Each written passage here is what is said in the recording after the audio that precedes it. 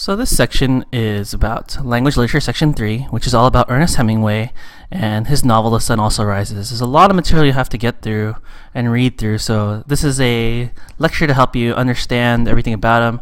Just know that this doesn't cover everything in the novel or everything in his life.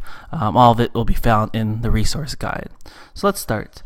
First of all, in the early years, we'll talk about him as the baby, the teenager, and as the young man. As a baby, he was born in 1899. It's an easy number to remember. It's one less than 1900. And he was born in Oak Park, Illinois, as kind of a normal person. He was the second of six children. And when he was young, he learned to love the great outdoors. So he was very in love with being outdoors. And as it says here, he liked hunting and fishing when he was in Michigan. So first of all, his parents, his mom's name is Grace Hall, and his dad's name is Dr. Clarence Edmonds Hemingway. He loved the outdoors, so when he spent the summers in Michigan, he used to hunt and fish, and he had very conservative Midwestern values. Those of you that know people from the Midwest, they're very conservative, very loyal, and he also had a love of his mom got him interested in music, so he had a very strong appreciation for music. As a teenager, he decided to be and liked being a writer.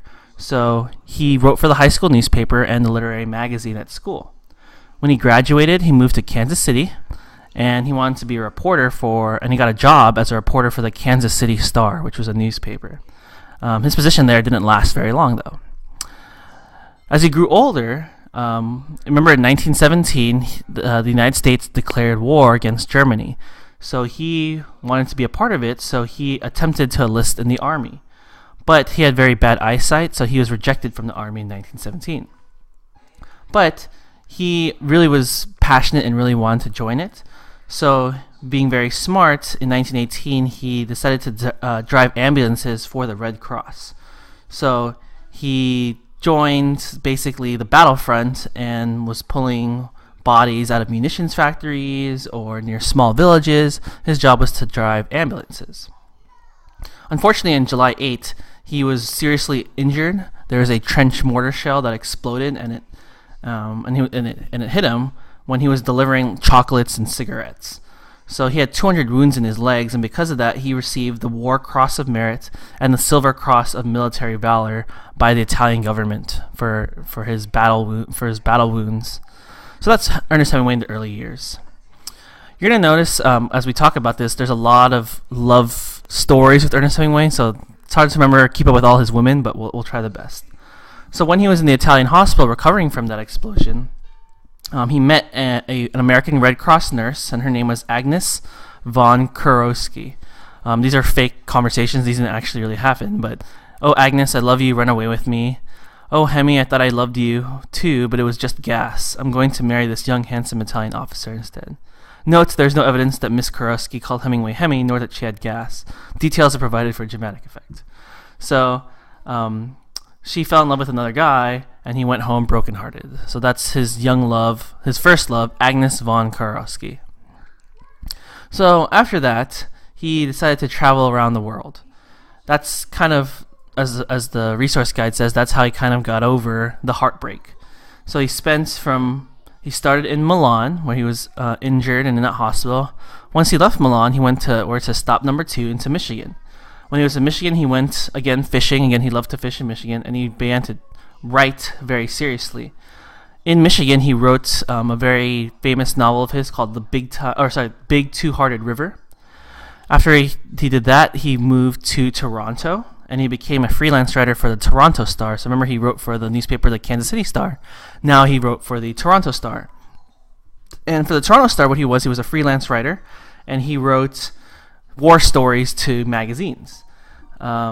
So basically, he wrote stuff about what happened in the war for the Toronto Star. Afterwards, he moved to Chicago. So from here, you see the arrow going to Chicago. And he met his first wife, Hadley Richardson. After that, they very, very quickly married. Sherwood Anderson, who Ernest Hemingway met in Chicago, encouraged him and the couple to move to Paris. Again, this is Sherwood Anderson, another literary person, encouraged them to move from Chicago to Paris because there's a good literary scene, and the opportunity was great for people that are writers. So they left Chicago and went back to, or not back to, but they went back to Europe and to Paris for the first time. And here it says Paris. He was going to be Toronto Star's first European correspondent. So even though they were in Toronto, even though they were here in Paris, they were still writing for Toronto. They actually even went back to Toronto for a very short time when they gave birth to their first child, and then they went back to Paris again. So it's hard to maybe remember where he went, but kind of get the point of what he was doing. So this slide says inspiration strike. So in his first 2 years of Paris, this is 1922 to 1923, he actually wrote 88 stories and filed 88 stories with the Toronto Star in just 1 year. He basically wrote the equivalent of 88 short stories for a newspaper. He based them on his travels to the Genoa Economic Conference, Italian war sites. As I scroll through the slides, he interviewed Mussolini. He talked about the Lausanne Peace Conference. He wrote about the ravaged Italian landscape and also the Greco-Turkish War. So he had a lot of stuff to write about. He would then later use these travels and experiences to write this story called In Our Time, which was also in a volume called In Our Time. And we'll talk more about that in the next slide. So more about his life in Paris. He was very fortunate that he happened to be a writer in the 1920s in Paris, because just as his friend said, it was a very popular, very awesome scene for anybody who wants to be a writer. The city was full of expatriates. I don't know if you've heard about the term expatriates. They talk about a lot. Expatriates are Americans that lived in a different country. So there's a lot of them over there in Paris. In 1922, he marched down to a bookshop called Shakespeare and Company, and the lady who owned it was called Sylvia Beach. And he met James Joyce, T.S. Eliot, Gertrude Stein. All these are famous writers that maybe you might have heard of before. After that, he started publishing in little magazines we talked about in the last lecture. And his first 2-page story appeared in a book called The Double Dealer, and 6 of his poems appeared in poetry. So here's some fake conversations again. So this one says, by Gertrude Stein, "What have I gotten myself into? These kids are odd." Here's Sylvia Beach. "Oh, quite, Jimmy. What do you think? Why do you think I published you? Don't I look just smashing with this..." Oh, sorry. This one goes first. "Don't I look just smashing with this eye patch on, Sylvie?" "Oh, quite, Jimmy. Why do you think I published you?" So that's James Joyce, and this is Sylvia Beach. And T.S. Eliot, "I don't know, old chap. I think you look rather like a pirate." So that is basically the scene. There's all these famous writers in Paris in the 1920s. That's the point of that slide. So we're going to start with his publications. There's a writer and a publisher. His name is Robert McAlmon, and he produced Hemingway's first book, which is 3 stories and 10 poems. And this was a private edition. There was only 300 copies of his very first, and this was 1923. Some of these stories included My Old Man, Up in Michigan, and Out of Season. So that's for 3 stories and 10 poems. Less than a year later, he printed a very limited edition of his second work called In Our Time. We talked about that earlier in the previous slide, In Our Time. And this was edited by Ezra Pound. And it was a compilation of stories inspired by Hemingway in the war. It's him in the war, talking about Michigan, bullfights, and as a journalist. That was called In Our Time. That same year, Hemingway met a guy named Edward O'Brien, and he edited annual volumes of short stories. And because he was editing these short stories, he liked what Hemingway made, and he decided to include My Old Man in the best short stories of 1923.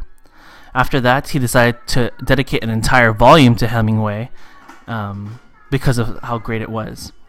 In 1925, an expanded version of his second volume was published by Boney and Liverite, and it was still called In Our Time, but the difference between these two In Our Times is that this one was capital I, all capital letters.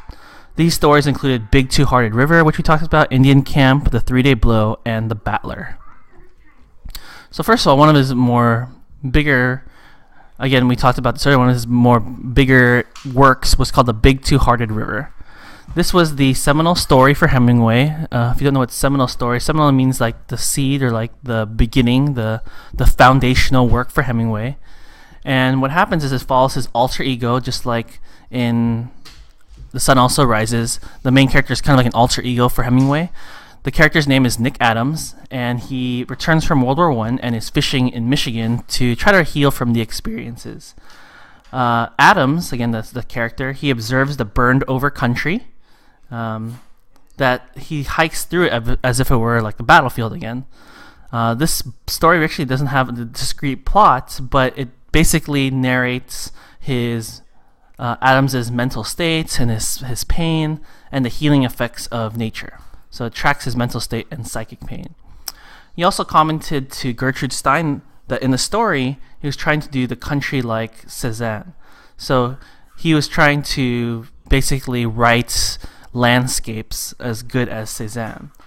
Years later, when Hemingway wrote this story called A Movable Feast, he was deeply connecting the story to landscape, and he wanted to basically be known for writing about landscapes very well. So that's the Big Twohearted River. So first of all, he was very interested in bullfighting, as you can tell when you read The Sun Also Rises. So in 1923, Hemingway's wife discovered that she was pregnant again, and they wanted to go to North America for the baby's birth. Before leaving for Toronto, Hemingway and his wife took Gertrude Stein's advice to see the best bullfighting in Spain. So even though Hemingway had seen the fights in Madrid, Spain, he'd never been to Pamplona. So he and his wife traveled to the festival of San Fermin to see the action. When he wrote in October for the Toronto Star, he said the bullfight was, quote unquote, not a sport, it's a tragedy, and it symbolizes the struggle between man and beasts. So he would forever, ever remember this bullfighting, and he references it a lot in The Sun Also Rises and some other stories as well. So that's bullfighting. Where did he get the idea of bullfighting? It's because him and his wife went to the festival. They also had talked about this festival in The Sun Also Rises, and they went to see the bullfighting. So when he returns to Paris in 1924, Ernest Hemingway starts basically meeting with all the famous writers at the time. This one is F. Scott Fitzgerald, who wrote The Great Gatsby, and he actually encouraged Hemingway to write his own novel. So this fake conversation says, "Fitz, I'm in awe of your hair. How do you do that?" He says, "Wax, my dear Ernest, lots and lots of wax.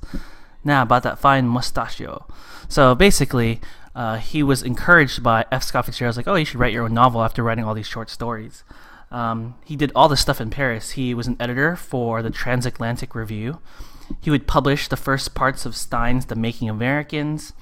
He started talking to people like Nancy Kennard, Dewana Barnes, and E.E. Cummings. And he also wrote many of the stories that he would be putting in quote-unquote, in our time. Not only did he meet all these people, but he also did more bullfights in Pamplona. He did more fishing and publishing in little magazines.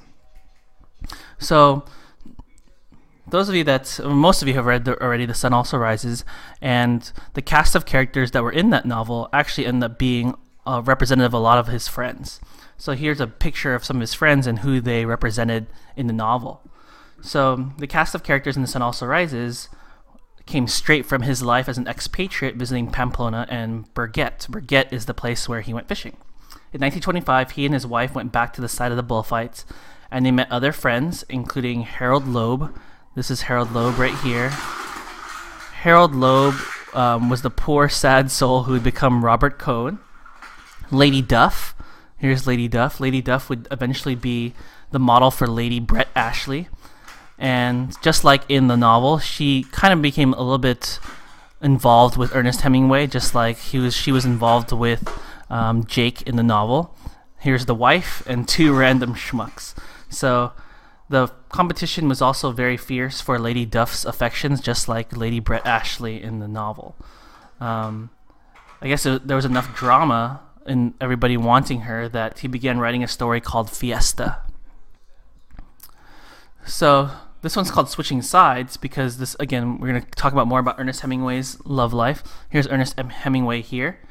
This is I guess, talking about how the marriage started to devolve. So in March 1926, Hemingway married his mistress, Pauline Pfeiffer, after divorcing his first wife, who was actually the close friend of his first wife. So it says Eek Drama. One divorce wasn't enough, so he actually ousted his publisher, his current publisher, and pursued Scribner's and Sons to be the publisher for The Sun Also Rises. So he had two different switching sides, or two different divorces at the same time. In terms of The Sun Also Rises, there was a lot of but there was a lot of feedback from critics about the novel.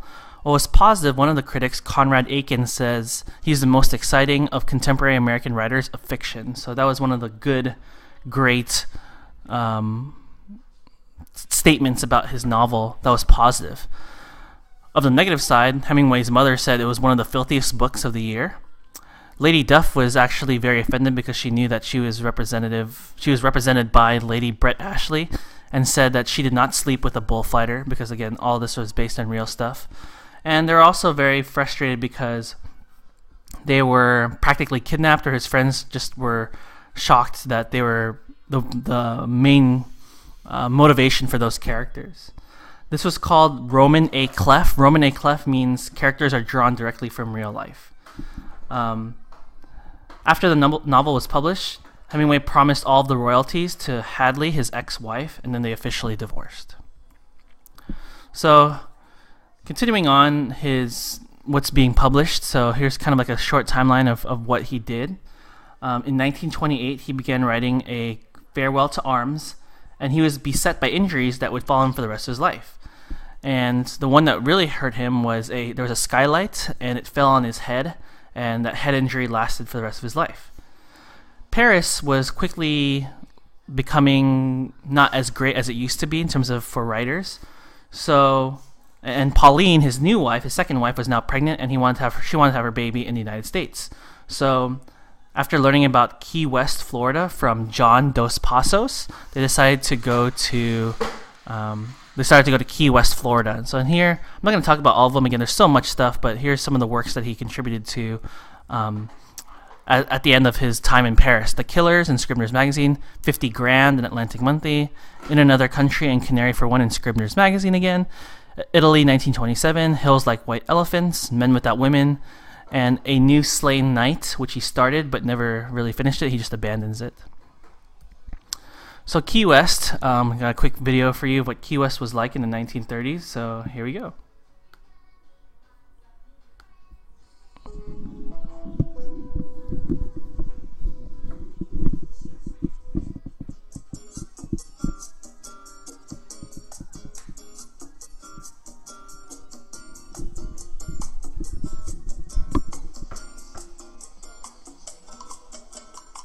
This house on Key West's Whitehead Street was home to Ernest Hemingway during the 1930s. Joe Benjamin guides tour through the house. Ernest Hemingway arrived in town at age 31 and bought this property for $8,000. It's a lot of money in 1931, I think. At the time, the U.S. was suffering through the Great Depression, an economic crisis that hit Key West hard. The local people and characters were featured in his novel To Have and Have Not, which is about Key West during this period.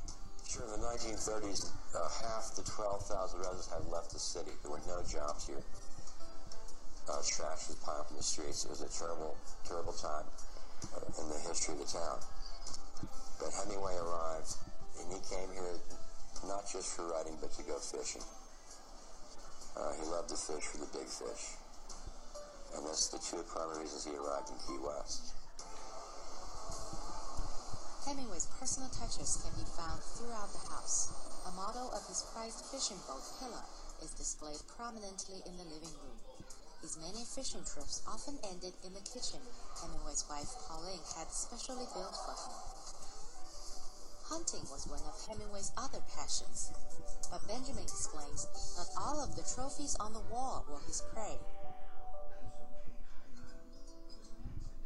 Brewster Chamberlain, a Hemingway expert at the Key West Museum of Art and History, says many of Hemingway's most famous works were conceived in the writer's studio. He wrote a great deal here. He wrote the bullfighting book, Death in the Afternoon. He wrote several marvelous short stories, The Short Happy Life of Francis McAlva, The Snows of Kilimanjaro, Safari, called Green Hills of Africa here. He began writing For Whom the Bell Tolls here, but he wrote most of that in Cuba. Benjamin says, a very visible link to Hemingway's life in the house are the 60 cats living here today, descendants of Hemingway's pets, including an unusual 6-toed tomcat. Certainly people come from all over the world to visit the Hemingway house. Not all of them know anything about the writer, but they happen to like cats. So there's a lot of people come here just to see the cats. Ciao. Hemingway loved his cats. He built a special drinking fountain for them from a converted urinal that came from his favorite hangout in town, Sloppy Joe's Bar. Decades later, it's still in use, a monument to Hemingway's whimsical sense of humor and his life in Key West. For producer Roger Chu and Tang Ximing, Elaine Lu, VOA News. So hopefully that was helpful in understanding the time in which he was in Key West, what he did, etc., etc. So, like I mentioned, he wrote a lot of stuff while he was in Key West. Again, this is in Florida. Here are some subtitles to help you remember what they're talking about. A Farewell to Arms, which was basically Let's Not Fight Anymore. Death in the Afternoon, which I mentioned in the video, or The Idiot's Guide to Bullfighting. He also wrote Green Hills of Africa, which was who knew Africa was green. And then To Have and Have Not. Remember, he talked about how the Great Depression hit Key West very hard. So he talked about To Have and Have Not, talking about the discrepancy in, I guess, the haves and the have-nots in Key West. So the Florida Keys era, life is good for the Hemingways until Ernest's father commits suicide. So when they were on a train to New York to pick up Hemingway's oldest son, they received a telegram from his sister that said that his father had, because he had so much financial trouble and because he was so sick, he actually ended up shooting himself in the head. So in addition to taking over the funeral preparations, he had to arrange for his mother's and his younger siblings' futures and had to set up trust funds so they would have income for life because their father had passed away. Shortly afterwards, Scribner's offered Hemingway $16,000 for A Farewell to Arms to be in their magazine, which he accepted. So remember how much money that is. It's a lot of money at that time. So A Farewell to Arms, another one of Hemingway's more famous works. The plot and stuff, again, for all these works, we're supposed to know a general or a little bit about it for the exam. It was classic Hemingway, meaning that he drew on his own experiences of love and loss and wrote about it in this novel. The protagonist in this novel, his name was Frederick Henry, and falls in love with a British nurse, Catherine Barclay, when he's wounded in the leg and he's recuperating in a foreign hospital. So it sounds exactly like what happened to Hemingway. When he heals, he returns to the Italian front and leaves the nurse 3 months pregnant. Even though Henry escapes execution at the Battle of Caporetto, he witnesses Catherine's death in childbirth, and the son was stillborn, also dies as well. So at the end of the movie or novel, he comes back to see not only his wife die, but also his unborn son dies as well. While some censors banned the story's obscenities, it actually had very strong reviews. In its first month on the shelves, it sold 30,000 copies, which made this Hemingway's first bestseller, A Farewell to Arms. It made him a household name, and he sold the film rights for $80,000. So these are pictures and clips from the movie A Farewell to Arms. So more of what classic Hemingway, bullfighting, affairing, and marlin fishing. So after buying a large home in Key West, he continued to write, which we talked about in the video. So he keeps writing his bullfighter novel, Death in the Afternoon. He also becomes super interested in marlin fishing off the coast of Cuba. We talked about him loving fishing. And who also likes marlin fishing? Jane Mason, who is Hemingway's latest affair. I know, you're like, wow, so many girls. So by the end of the year, Pauline, his second wife, had their second child, and after 2 very difficult births, she was warned not to have any more children. But Hemingway really wanted to have more children and wanted to keep procreating, so he was poised to have another affair. So his second marriage was on the rocks. From 1931 to 1936, he had an affair with Jane Mason, this is her right here, who was also married. And then through the 1930s, he would travel extensively. He traveled from Key West to Cuba, from Cuba to Arkansas to Montana, from Montana to Wyoming. And then in Cuba, that's where he learned to love fishing specifically for marlins. And then we talked about his boat in the video as well, Pilar. This is him in his beloved boat. And this, spoiler alert, this picture foreshadows another unfortunate event in Hemingway's life when he accidentally shoots himself in both legs trying to kill a shark on deck. So even though he enjoyed spending time on his boat Pilar, there was more unfortunate events in his life. When he was off the coast of Bimini, he shot himself in both legs trying to kill a shark. And around the same time, he also began suffering depression and insomnia because he had very, very bad reviews for his novel Green Hills of Africa. So he had a lot of depressing stories that he would write. There's For Whom the Bell Tolls. It says here it's Hemingway's last-ditch effort to save a dying career. We have The Snows of Kilimanjaro, which the protagonist develops gangrene and dies. We have To Have and Have Not. No matter how a man alone ain't got no bloody chance. Oh, sorry. So those are like the more depressing stories that he would write after the ones that he'd just been writing. So, soon after his affair with Jane Mason ends, Hemingway finds the real love of his life, or at least at the moment. This time, the lady's name is Martha Gellhorn. What, the best thing since Jane Mason, and it started in the end of 1936, and they met at Sloppy Joe's bar in Key West. Why? Why not? So, all the while, Hemingway is working in Madrid on his documentary, The Spanish Earth, so he wrote the narrative, and he also starts recording the soundtrack for it. He begins the novel For Whom the Bell Tolls, and he rents a farm. The name of the farm is called La Finca Vigia in Havana, Cuba, with Martha, the new love of his life. And here's a fake conversation with him. Oh, Hem, I'm ever so much better than those first two wives of yours. Indeed you are, my dear, and thank you for ignoring this ginormous bump on my head. Ha ha ha ha ha. So that is basically what's going on at this time. So this is a documentary that we were talking about that he wrote. It's called The Spanish Earth.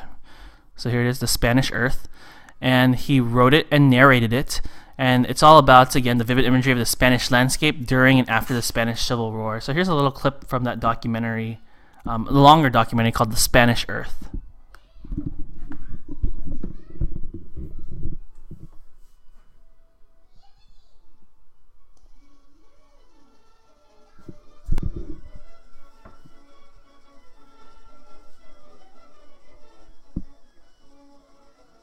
Troops are called together.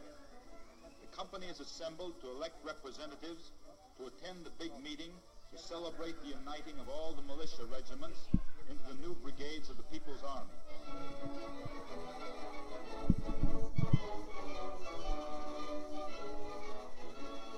Clenched fist of Republican Spain.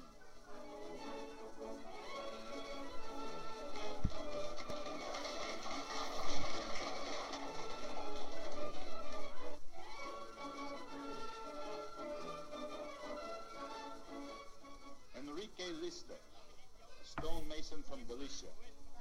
In 6 months of fighting, he rose from a simple soldier to the command of a division. He is one of the most brilliant young soldiers of the Republican Army.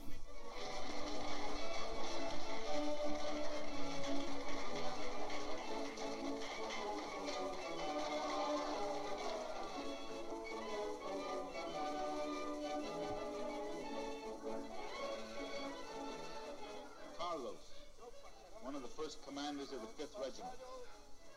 He talks of the army of the people, how they are fighting for Spanish democracy and for the government they themselves have chosen.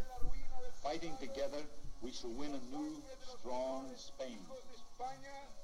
Y construya una nación democrática, libre y pacífica, la España feliz y progresiva. Camaradas, el 5º regimiento desaparece. ¡Viva nuestra capital, el Madrid invencible! ¡Viva el ejército popular, el ejército de la victoria! ¡Adelante por una España potente y feliz para la victoria! ¡Salud!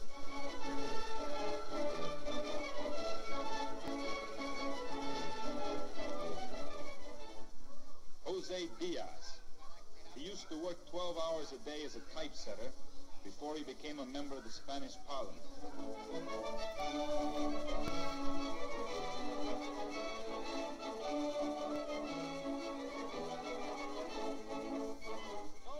Gustav Regler, one of the fine writers of Germany who came to Spain to fight for his ideals. He was gravely wounded in June. Regler praises the unity of the People's Army. The defense of Madrid will remind men always of their loyalty and courage. Für seinen Heroismus einen Gruß an seine Toten und heute an diesem Tage ein Gruß für den weisen Verzicht, den dieses Regiment von Revolutionären gegenüber der Notwendigkeit zeigt, die Volksarmee zu schmieden. Salut! The most famous woman in Spain today is speaking. They call her La Pasionaria. She speaks of the new Spain. It is a nation disciplined and brave. It is a new nation forged in the discipline of its soldiers and the enduring bravery of its women. Diversas como la valentía del miliciano en el choque y la emoción de nuestras agitadoras que al frente. The loudspeaker broadcasts to the rebels.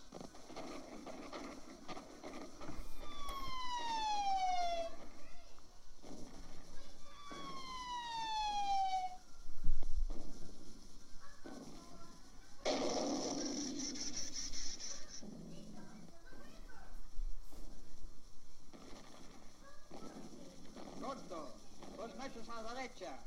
¡Fuego!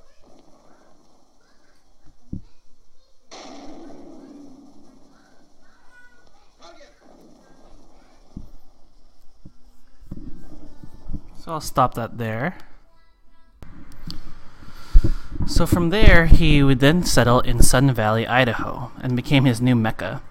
After he divorced Pauline, he married his second wife, Martha, in 1940, and Life magazine captured their life in the Midwest in something called the Hemingways in Sun Valley. So they were profiled in a Life article called the Hemingways in Sun Valley.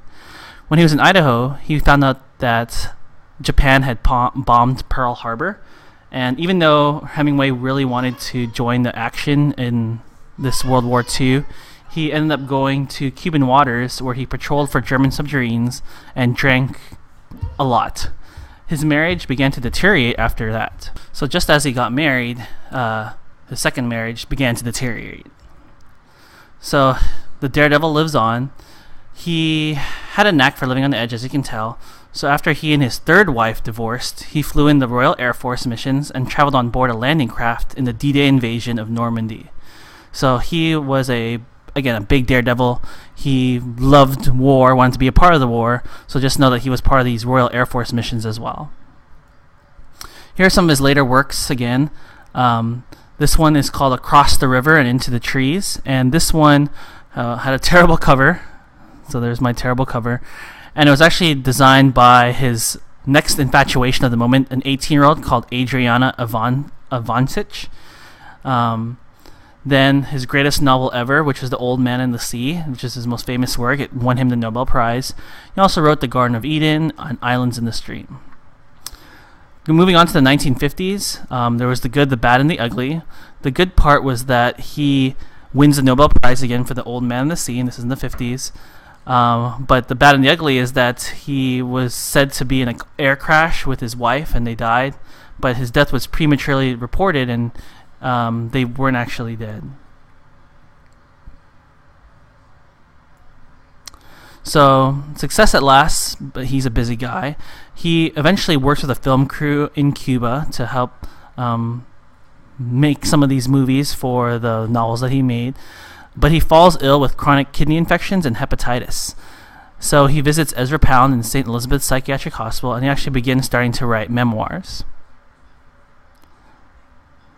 So there's the film, there's the African book, True at First Light, and then the autobiography, A Movable Feast.